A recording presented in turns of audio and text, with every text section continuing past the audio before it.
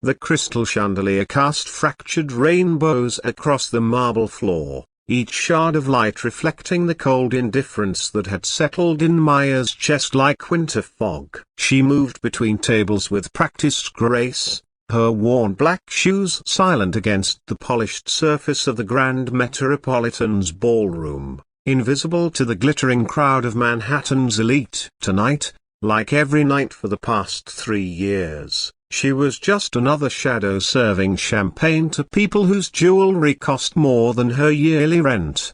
But tonight was different. Tonight, her daughter Emily in a hospital bed 40 blocks away, her small hand clutching a stuffed rabbit while machines beeped steadily in the pediatric ICU. The experimental treatment Maya couldn't afford, or the one that might save Emma's life, fear haunted her thoughts with every step, every forced smile, every yes, sir, and right away, mom.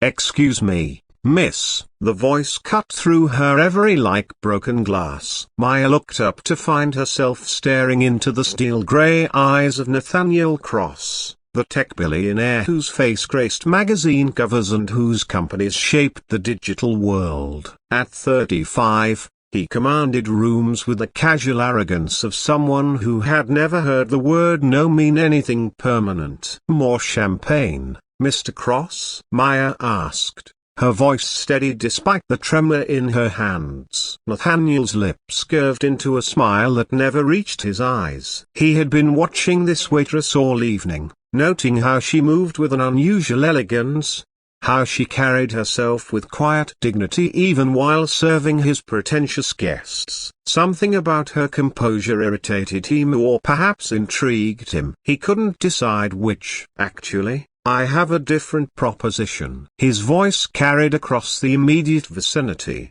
drawing the attention of nearby socialites and business moguls. You move like you might know how to dance. Care to prove it? The ballroom seemed to hold its breath. Conversations stilled, champagne glasses paused halfway to lips, and the string quartet's melody became the only sound threading through the sudden silence. Maya felt heat rise to her cheeks, aware that dozens of eyes had turned their way. I'm working, sir, she replied quietly, gesturing to the empty champagne flutes on her tray. Come now, Nathaniel pressed, his voice growing louder, more theatrical. He was enjoying the attention, the way the crowd hung on his every word. Surely you can spare 3 minutes? I'll make it worth your while. He pulled out his wallet with exaggerated flourish. $500 for one dance. Unless, of course, you're afraid you'll embarrass yourself among your betters. The cruel emphasis on the last word sent a ripple of uncomfortable laughter through the assembled crowd. Maya's jaw tightened,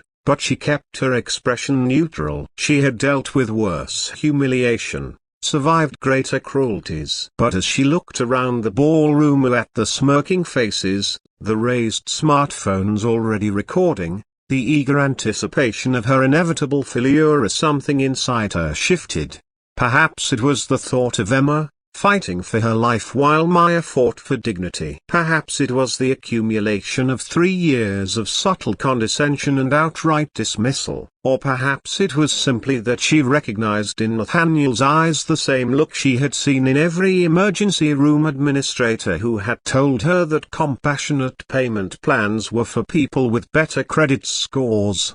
One dance, she said, setting down her tray with deliberate care. Nathaniel's grin widened with predatory satisfaction. He had expected her to scurry away, to prove his point about the natural order of things. This was even better, a public demonstration of the gulf between their worlds. The quartet, sensing drama, began the opening notes of a waltz. Nathaniel offered his hand with mock gallantry, and Maya accepted it with the grace of someone who had nothing left to lose. What happened next would be replayed on social media millions of times over the following days. Maya transformed the moment her feet found the rhythm. Her movements flowed like liquid poetry, each step perfectly placed, each turn executed with breathtaking precision. She had trained at Gilead once, before life intervened. Before her teenage pregnancy had redirected every dream toward survival. But muscle memory, like grief, never truly fades. She led Nathaniel through increasingly complex movements, her confidence growing with each measure. The arrogant smirk faded from his face as he struggled to match her skill, his own adequate dancing exposed as clumsy by comparison. Maya spun away from him in a series of faux tilde copyrights that would have impressed a principal ballerina, her server's uniform transforming into flowing silk in the imagination of everyone watching. The ballroom erupted. Guests pressed forward, phones capturing every moment as Maya demonstrated movements that spoke of years of training, of dreams deferred but not destroyed. She danced not just with her body but with her entire being, pouring every suppressed aspiration, every swallowed pride, every sleepless night spent wondering if she was enough for her daughter into 3 minutes of pure artistry. When the music ended, the silence stretched for heartbeats before exploding into thunderous applause. Maya stood breathing heavily, her cheeks flushed, meeting Nathaniel's stunned gaze with quiet triumph. "Where did you learn to move like that?"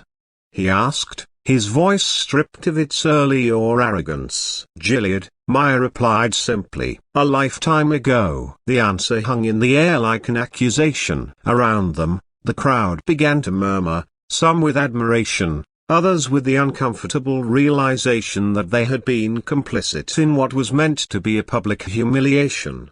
Nathaniel stared at her for a long moment, something shifting behind his eyes. "What happened? Why aren't you?"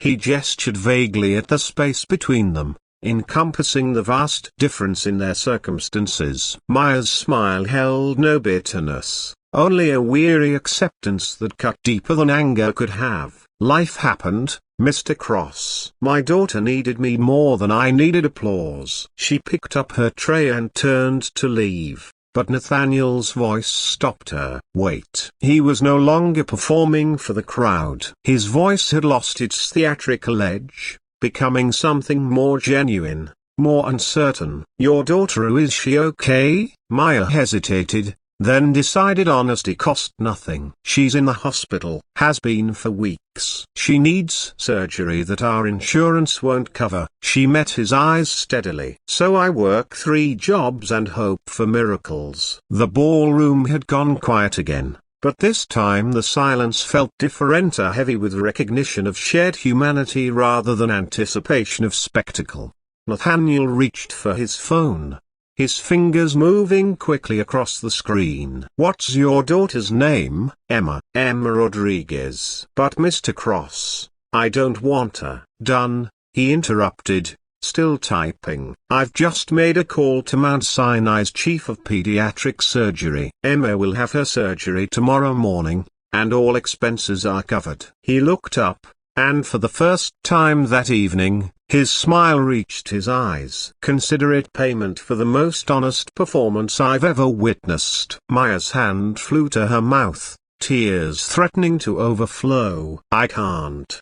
"Why would you?" "Because you reminded me of something I'd forgotten," Nathaniel said quietly. "That grace has nothing to do with circumstance, and everything to do with character." He paused, looking around the ballroom at the assembled crowd, many of whom were still filming. "And because your daughter deserves to see her mother dance again." 6 months later, Maya would open her own dance studio with Nathaniel as a silent partner, teaching children from all backgrounds that dreams deferred are not dreams destroyed. Emma, fully recovered and radiant with health, would be her first student. But in that moment, in a ballroom full of strangers who had witnessed an arrogant billionaire receive the most elegant lesson in humility ever captured on film, Maya simply whispered thank you and allowed herself to believe, for the first time in years, that miracles were possible for people like her. The video of their dance would go viral, but not for the reasons Nathaniel had originally intended. Instead of showcasing the entertainment value of putting someone in their place, it became a testament to the dignity that exists in every person, waiting only for the right moment to shine. Maya's 3 minutes of triumph reminded millions of viewers that worth isn't measured in wealth, and that sometimes the most profound victories come disguised as ordinary moments of courage. In the end, Nathaniel got exactly what he had asked for: a dance that stunned the whole ballroom. He simply hadn't expected to be the one left speechless.